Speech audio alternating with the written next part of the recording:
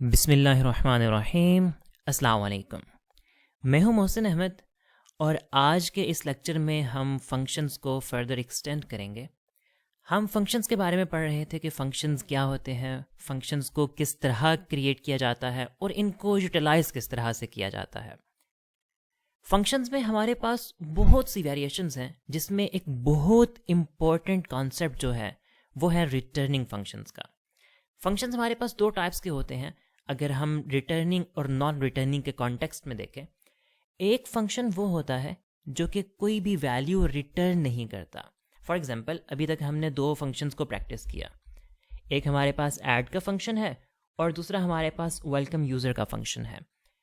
ये दोनों फंक्शंस जो हैं कोई ना कोई इनपुट तो ले रहे हैं और इन दोनों फंक्शंस में कोई ना कोई आउटपुट भी जनरेट की जा रही है, लेकिन ये फंक्शंस कुछ भी रिटर्न नहीं कर रहे, आपको कोई वैल्यू प्रोवाइड नहीं कर रहे।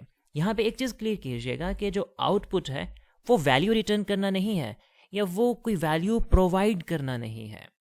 जब हम बात करते हैं रिटर्निंग फंक्शन की या जब हम बात करते हैं कोई भी वैल्यू प्रोवाइड करने की, तो उसका मतलब ये होता है कि जहाँ फंक्शन को यूटिलाइज किया जा रहा है वो फंक्शन वहाँ आपको कोई वैल्यू रिटर्न करेगा और उसको आप समथिंग लाइक वेरिएबल में स्टोर कर सकते हैं। राइट नाउ हमारे पास जो दो फंक्शंस हैं, ऐड का फंक्शन या वेलकम यूज़र का फंक्शन, इन दोनों फंक्शंस की वैल्यूज़ कुछ भी नहीं है। ये आपको कुछ भी रिटर्न नहीं कर रहे और आप इनको किसी भी वेरिएबल में स्टोर नहीं कर सकते। मैं आपको इसकी प्रैक्टिकल एग्जांपल करके दिखाता हूँ। लेट्स सपोज हमारे पास जो ऐड का फंक्शन है, हम इसी को प्रैक्टिस करते हैं और बाकी कोड हम कमेंट कर देते हैं। अगर हम सिर्फ फंक्शन की यूटिलाइजेशन को भी कमेंट करते हैं तो दैट विल बी इनफ। ये सारा पार्ट अब हमारे पास इनएक्टिव हो चुका है। So right now we just have one function add and it is being called with the values 10 and 15। So we know that it is going to produce certain output. हम पहले इसकी output को browser में check करते हैं और उसके बाद इसमें रिटर्निंग वेरिएशन को टेस्ट करने की कोशिश करेंगे। सो हम अपनी फाइल को ओपन कर लेते हैं अपने सर्वर पे। There is functions.php and right now you can see that it is generating 25, which is actually the output of add function. 10 plus 15 is equal to 25.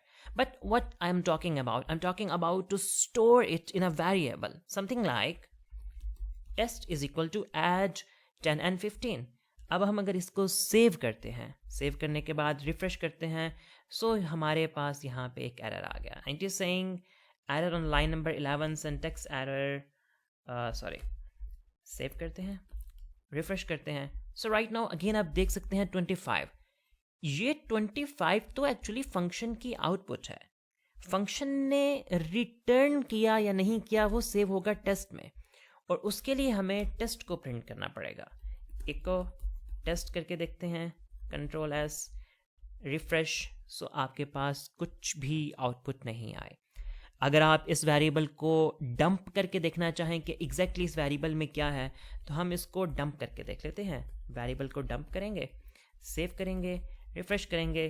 सो आप देख सकते हैं कि इसमें नल स्टोर है। नल एक्चुअली नथिंग को रिप्रेजेंट करता है। ये कोई स्ट्रिंग नहीं है, ये कोई वैल्यू नहीं है, बल्कि sort of you can say that it is actually a different type of, a unique type of data type. So हमने एक चीज़ ऑब्जर्व की कि हमने जब अपने फंक्शन को वेरिएबल में स्टोर किया तो उसने कुछ भी रिटर्न नहीं किया। सो एक्चुअली हमारा फंक्शन कुछ रिटर्न कर ही नहीं रहा, दैट्स वाई इसने कुछ भी रिटर्न नहीं किया। बट व्हाट इफ हम इस फंक्शन से कोई एक्शन परफॉर्म करवाएं और वो एक्शन हम रिटर्न कर दें इंस्टेड ऑफ जनरेटिंग आउटपुट, या अगर आउटपुट भी फंक्शन में जनरेट करना चाहते हैं that is something else, but हम एट द सेम टाइम कुछ रिटर्न करवा सकते हैं। रिटर्न इन टर्म्स ऑफ हमें यहाँ पे एक कमांड लिखनी होती है रिटर्न के। रिटर्न के बाद हम स्पेस ऐड करते हैं और फिर हमें जो भी वैल्यू रिटर्न करवानी होती है, जो भी वैल्यू, जो भी मैसेज हमें पीछे वापस भेजना है यूज़र को, कि जहाँ से फंक्शन को कॉल किया गया है, इन्वोक किया गया है, और यू कैन से दैट कि जहाँ फंक्शन को यूज़ किया गया है वहाँ ये वैल्यू प्रोवाइड कर दी जाए। सो हम इसको कैसे यूज़ करेंगे? यहाँ हम कुछ भी लिख सकते हैं। फॉर एग्जाम्पल, अगर हमने कुछ स्ट्रिंग रिटर्न करवानी है तो हम स्ट्रिंग लिख सकते हैं यहाँ पे समथिंग टू रिटर्न। आप इसको सेव करें, सेव करने के बाद रिफ्रेश करें। सो ये 25 तो आउटपुट है एक्चुअली, इस स्टेटमेंट की जो कि एको हुई है, और ये जो रिटर्न हुआ है, ये रिटर्न एक्चुअली यहाँ से टेस्ट वेरिएबल को साइन हो गया और टेस्ट वेरिएबल को हमने डंप किया हुआ है। सो अगर आप देखें तो टेस्ट वेरिएबल की जो डंपिंग है वो बता रही है कि इसमें एक स्ट्रिंग है जिसमें हमारे पास 19 कैरेक्टर्स हैं, और एक्चुअली स्ट्रिंग क्या है, समथिंग टू रिटर्न, जो हमने वहाँ से रिटर्न की स्टेटमेंट में लिखा। अगर यही रिटर्न हम कुछ इस तरह से लिखते, रिजल्ट का जो वेरिएबल है इस वेरिएबल को रिटर्न करवा दें, इसको सेव करें, इसको रिफ्रेश करें, अब आप देखेंगे कि हमारे पास इंटीजर टाइप की वैल्यू आ गई जो कि एक्चुअल में 25 है।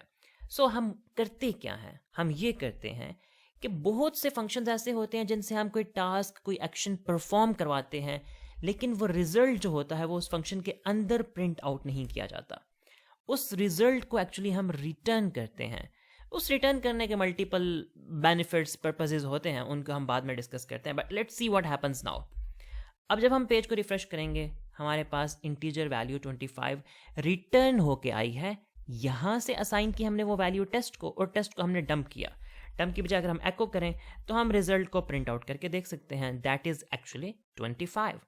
सो इस तरह से हम एक फंक्शन से वैल्यू को रिटर्न करवाते हैं। Now the question is that कि हम फंक्शन के अंदर प्रिंट करें या रिटर्न करवाएं, तो दोनों का बेनिफिट क्या है। दोनों में बहुत डिफरेंस है और इसका बहुत बेनिफिट है। अगर तो हम फंक्शन के अंदर वैल्यू प्रिंट करवाते हैं इंस्टेड ऑफ रिटर्निंग, तो वो जस्ट वहाँ पे वन टाइम यूज़ की जा सकती है। उस वैल्यू को जो फंक्शन ने जनरेट किया रिजल्ट एक्चुअल में एट द एंड, उसको हम फर्दर कहीं अगेन एंड अगेन यूज़ नहीं कर सकते। बट इन केस कि अगर हम रिटर्न करवाते हैं तो हमारे पास अब वो वैल्यू आ गई किसी भी एक वेरिएबल में, और उसे हम जहाँ चाहें जैसे चाहें यूटिलाइज कर सकते हैं। फॉर एग्जाम्पल अगर हम प्रिंट करवाना चाहते हैं, एको में यूज़ कर सकते हैं। अगर हम कंडीशन उस पर कुछ करना चाहते हैं तो हम उस पर कंडीशन कर सकते हैं। लेट्स सपोज अगर वैल्यू, लेट्स सपोज 50 से ग्रेटर है, तो हम कह सकते हैं, कुछ भी हम रिजल्ट जनरेट करवा सकते हैं या कोई भी हम एक्शन परफॉर्म कर सकते हैं। हमारे पास फर्दर कोई ऑप्शंस हो सकते हैं जिनमें से हम कुछ चूज़ कर सकते हैं। सो हम उसको कंडीशन में यूज़ कर सकते हैं, something like this.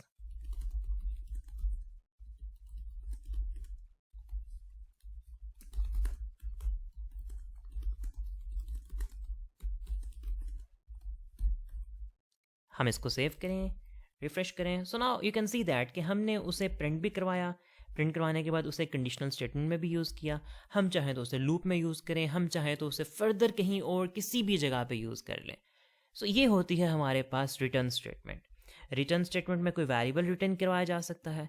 Return statement में हम किसी स्ट्रिंग रिटर्न करवा सकते हैं। स्ट्रिंग को डायरेक्टली लिख के रिटर्न करवा सकते हैं, जैसे कि आपने देखा हमने कुछ इस तरह लिख के रिटर्न करवाया। स्ट्रिंग को आप किसी वेरिएबल में स्टोर करवा के रिटर्न करवा सकते हैं। For example ABC is equal to this is a string, और आप इसको रिटर्न करवा सकते हैं ABC। इस तरह से आप किसी भी न्यूमेरिक वैल्यू को रिटर्न करवा सकते हैं मैनुअली लिखकर, या फिर आप किसी वेरिएबल के थ्रू रिटर्न करवा सकते हैं उस वैल्यू को। एक्चुअल में हमारा कंसर्न तो वो वैल्यू है, चाहे आप टाइप करके रिटर्न करवाएं, चाहे आप वो वैल्यू किसी वेरिएबल के थ्रू रिटर्न करवाएं।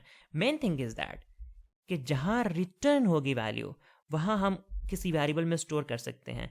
जहां रिटर्न नहीं होगी वहां वेरिएबल में स्टोर नहीं कर सकते। करेंगे भी तो वो नल वैल्यू मिलेगी हमें, जो कि एक्चुअल में कुछ भी नहीं होता। सो हम रिटर्न की कमांड यूज़ करते हैं वैल्यू रिटर्न करवाने के लिए। फंक्शंस के बारे में और रिटर्न स्टेटमेंट के बारे में आई थिंक आपको काफ़ी हद तक चीज़ें क्लियर होंगी, बट स्टिल अगर कोई कन्फ्यूजन हो, कुछ पूछना चाहें या कोई बात हो आपके जहन में, तो आप कमेंट्स में पूछ सकते हैं। आज के लिए इतना ही, इंशाल्लाह मिलते हैं नेक्स्ट लेक्चर में। तब तक के लिए अल्लाह हाफिज़।